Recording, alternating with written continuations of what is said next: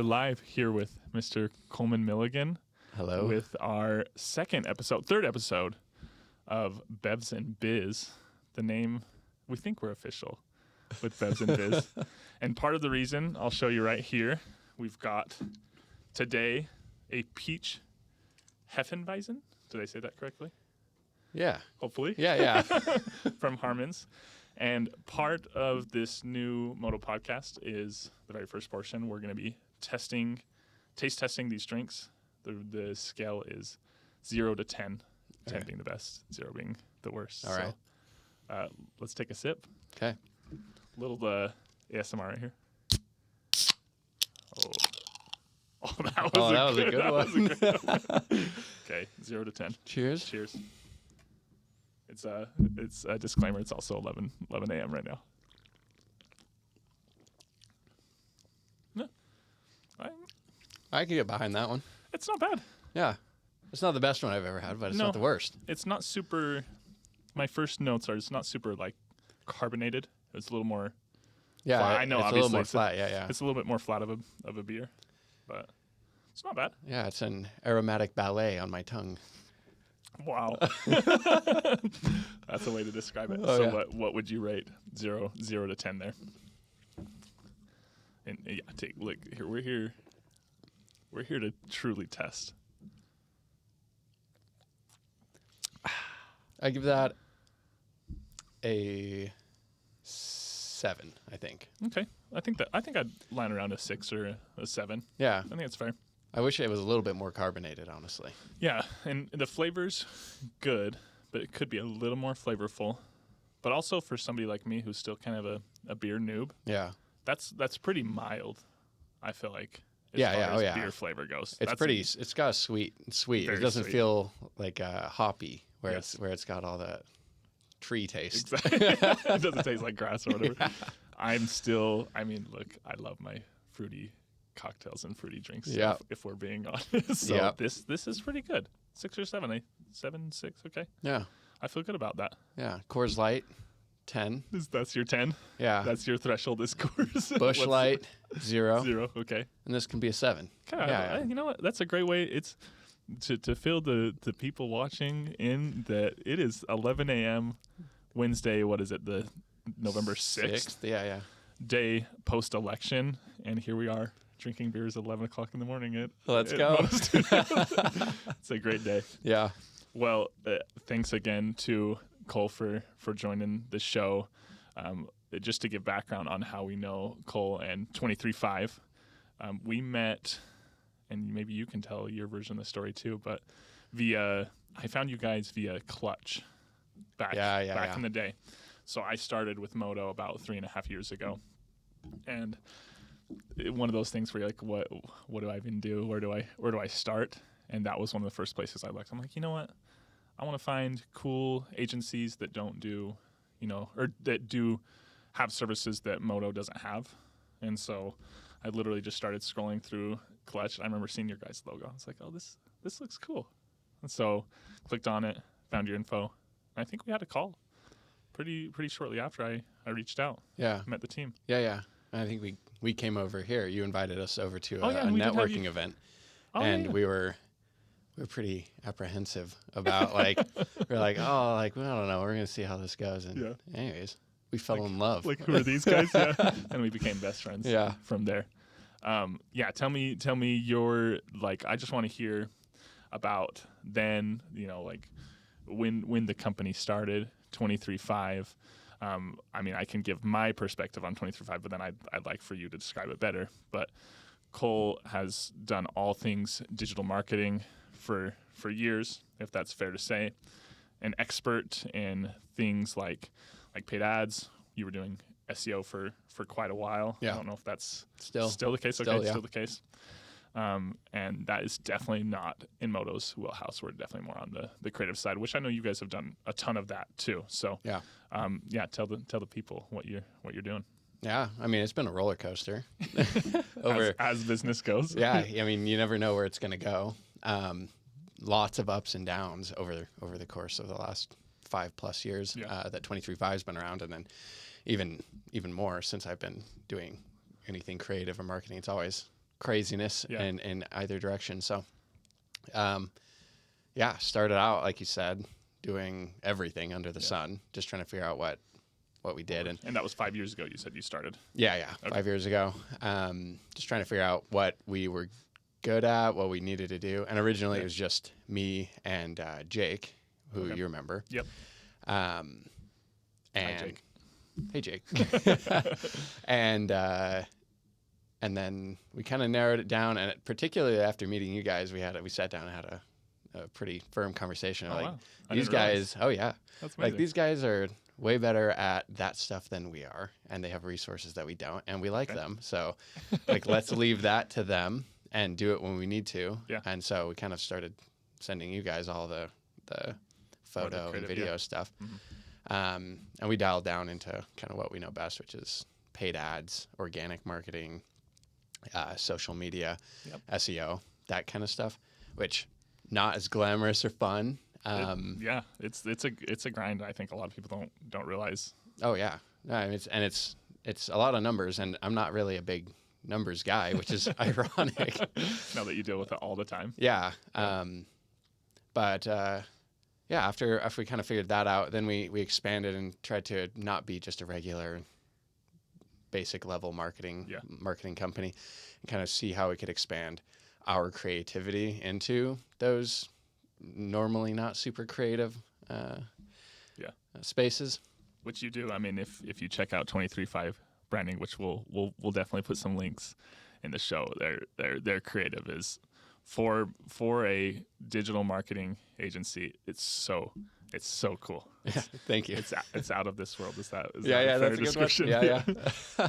So seeing how we can tie in creativity into these generally not super creative, necessary marketing tactics.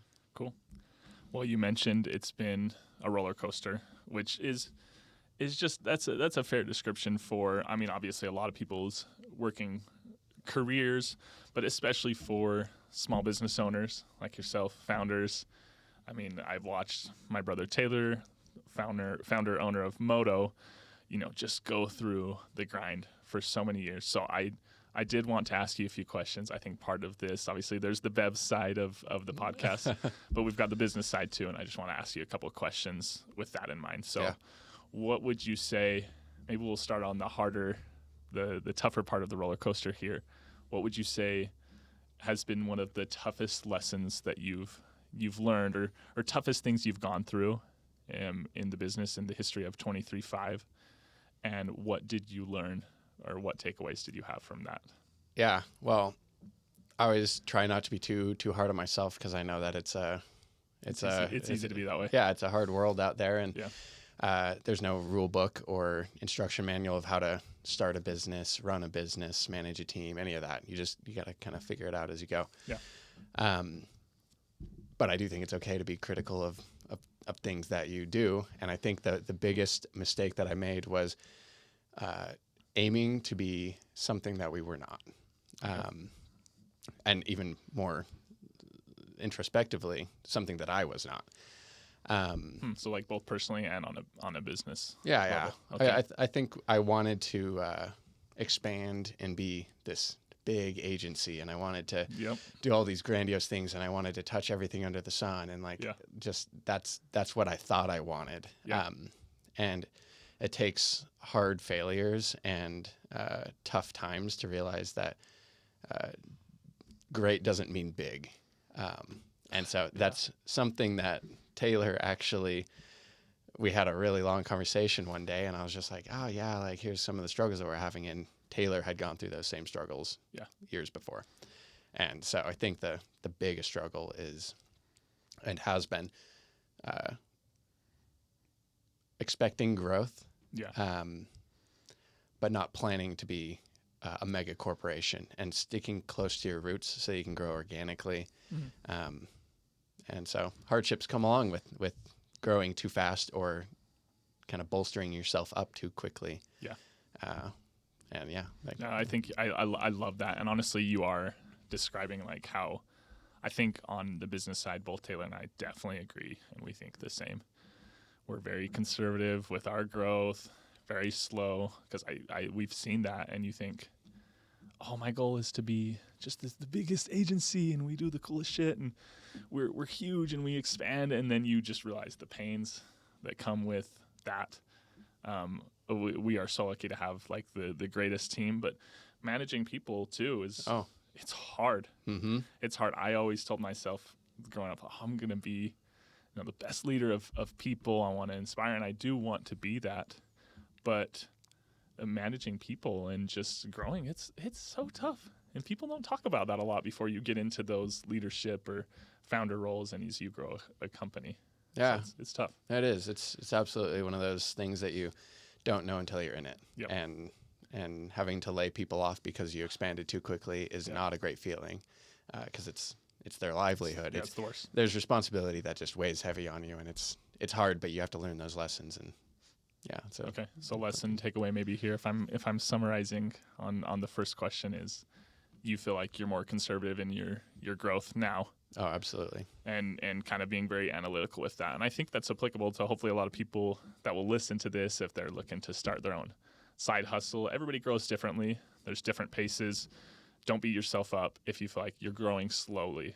But as long as you're growing and you're getting better, it doesn't matter the speed at which you're doing it. Yeah. People does not equal success. Wow. That's a power statement right there. We'll drink to that one. To all the tough times as a small biz owner too. Yes. It's tough stuff. Okay. On to number 2, maybe on the other side of the coin. What would you say is the number one thing that has brought you success at 23.5? So we've heard what's hard and how to grow a business, but what do you feel like has contributed to the success? Because you've grown a successful company, and here you are running that company, and you have clients, and you've got monthly revenue. So tell us what has contributed to that success. Yeah. I was on a podcast like 8 years ago or something like that. And what I said then is what I'll say now, even though it was a different question, but it's about how I live my life, and it's about just saying yes. We've created tons of opportunity over the past 5 years, and I've created a lot of opportunity for myself over the last 8 to 10 years, just by putting myself in a situation that's maybe less comfortable than I want it to be. Yeah. And again, that doesn't mean every time it works out perfectly, but it's created opportunity for me that I wouldn't have had otherwise. So saying yes is really a big part of who I am, and I think that's what allowed me to grow a business. And although it's had hard times, it's had great times. Yeah. And you can't have one without the other. And so you have to just enjoy the ride, but just say yes to things that you wouldn't normally say yes to. Yeah, being willing to say yes. I do think that's a big thing, especially in the earlier stage too. Maybe you can get a little pickier later on. Oh, certainly. But you need to, build relationships with people. You need to get your name out there. And if you're turning down a lot of opportunities early on, I think that can be difficult. Yeah. In the long scheme of things. I see you see these like thought leaders, which I think thought leaders in the creative space are great, but they're always talking, I feel like, a little bit past the actual starting point. It's true. And they're like, narrow down, do this. And I think that's important to do. Yeah. Especially when you have clientele, you have to narrow down and set yourself or create your brand, how you need it to be, and get the clients that you want. But at the beginning, say yes to the boring SEO job, and could pay the bills. Yeah. Say yes to the weird photography job, and get some people to know you, and that creates opportunity long term, so that you get to be picky, which is a fortunate position to be in. Yeah, and like you said, I think towards the beginning of the show, you talked about how at the beginning of your 5 years, you guys were trying to do everything under the sun. Yeah. I see a lot of that in Moto too. We were much more, more broad on the services that we offered. But then as you take these jobs, you find out what you're good at, what you're not good at, and then you can get a little pickier. Oh yeah, with who you work with from there. Yeah, and it's an awesome position to be able to say no after you've said yes for so long. It is nice. Yeah, it is nice to be able to say no every once in a while and have your minimum thresholds. So okay, I love that. Okay, continuing on maybe with a final question on the business side before we get into our speed round hot topics. All right. Yeah. How have you balanced, and I will preface this by saying I really admire Cole both on the business side, but as a friend, I've watched you do great things with the business where you've also had to make very hard decisions, but I've also feel like I've watched you just be a great person and balance your work life along the way. Maybe it's easier to see from the outside because I know, internal perspective might look a lot differently, but how do you balance your just the general work life balance being a small business owner? Yeah. The greatest compliment that I can get from anybody is that they think my life is awesome. Yeah. And it's because I put in a lot of great effort to make my life awesome, and I work hard, and I've worked harder, and I've worked, sometimes I don't want to work as hard. Amen. But creativity and what's the word, where you get up every morning even though you don't want to? Maybe that's a good way of putting it. You're grinding. Yeah, determination. I don't know. Creativity and determination. Maybe you're consistent. You're just consistently Consistency. doing it. Yeah. We're gonna go. We asked the question again. I honestly totally confused myself. You were gonna say. I think you were gonna combo your creativity and consistency because you're talking about how you're balancing your work life, and so how do you do it with those two things? Maybe. Yeah. Okay. So creativity and consistency are really important for what I do. Yeah. Obviously for what you do as well. Yeah, for sure. But you can't always be creative. Sometimes your brain's not in the right spot. Yep. But as long as you show up every day, you're going to be able to get great things done. That's what I always tell myself. But I also play really, really hard. Mm-hmm. I go travel. I go skiing. I have a 6-inch policy. If it snowed more than 6 inches, grandma's dead. I don't know. Someone's in the hospital. I got to go up to the resort. I just play really hard in my free time. And I think that allows me to be better while I'm at work. And the whole traditional 40-hour work week, I think it's great. I mean, it's great for some people. Yeah, provide structure for some. Yeah, but it's not great for me. And so I balance getting the stuff I've got to get done when I'm in my creative mode with I need to go spend the weekend in the desert and just hang out. Yeah. So work hard, play hard is a really important thing for me. And I mean, you've seen it when we were cooped up here in a couple years ago. And so I love that. I do think consistency even plays into creativity, because I think sometimes people think this one big idea will come to them, or they'll be creative because they are, and all the ideas are going to come to them. And I just don't think that's not a reality. No. You have to consistently show up for yourself, and then when you're playing or taking time off, hey, be consistent with that too. I love that. Yeah. Be consistent with yourself, with the time you give yourself. I think that makes a better person here at work too. And if you're consistently giving 80 to 100% effort at work, I think good things are going to happen, instead of trying to go 150% sprint and then you're not yourself the next little bit. I just think if you're consistent with your efforts, whatever you can give, you're going to see more creativity and more results. I think I'm going to steal that and just say you've got to be consistent at work and you've got to be consistent outside of work. Yeah. And I think that sums up exactly what I like. I love it. We're consistent. Yep. Okay. We've talked the serious stuff. We started the show with the Bevs, 6-7 rating over here. We've talked through the work stuff. Now it's on to our hot topic round.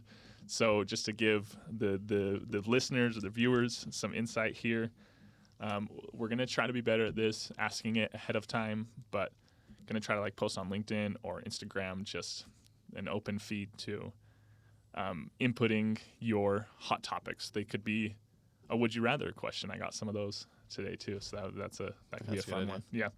So I'm gonna fire these hot topics. The rules here being, I mean, there's no rules, but we will try to either not give an explanation. There's no judgment here on the answers given, or we can get fired up real quick, and then we have to move on to the next hot topic question. So let's do it. Okay. Number 1, the Cybertruck. This seems to be a hot topic. Do you like it, or do you not like it? I don't like it. Doesn't like it.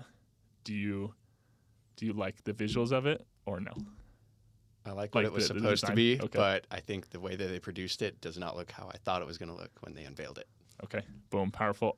I also do not like it. I think it's ugly. I'm sure it's amazing, but it's ugly. Okay. McDonald's. Is it good or is it bad? It's good. It is good. Let's talk about consistency. Yeah. McDonald's is consistent. That's why they're good. Even if it's trash food, it's good because they're consistent. Okay. To bidet or not bidet? Go ahead. One sentence reply. Okay, however you need to respond. When I broke my back and my hips and everything when I was skiing, the bidet was awesome. Other than that, I don't want to touch that thing. Oh, that's funny. That's an interesting perspective there. Your life depended on the bidet. It did. I wish I was more consistent with it, but I am a bidet approver. I appreciate the bidet. We've got them installed on both our toilets here. Oh, do you now? Yeah, we've got 2 bidets. My only, my final statement on that is better if it's a heated toilet seat too, and warm water bidet. The cold water can be a little shocking. Yeah, I call it a jump start in the morning. It's a jump start. Yeah, it'll wake you up. Okay. I was gonna. Here we are post-election day. I was gonna say Kamala or Trump, but doesn't matter. Looks now. like my opinion probably doesn't matter at this point. So moving on. Okay, this one's big in the creative world and in marketing world in general right now. AI.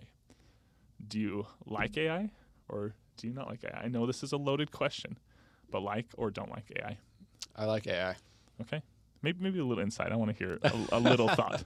Why do you like AI? If you use it as a tool to enhance creativity, yeah, it does wonders. Yeah.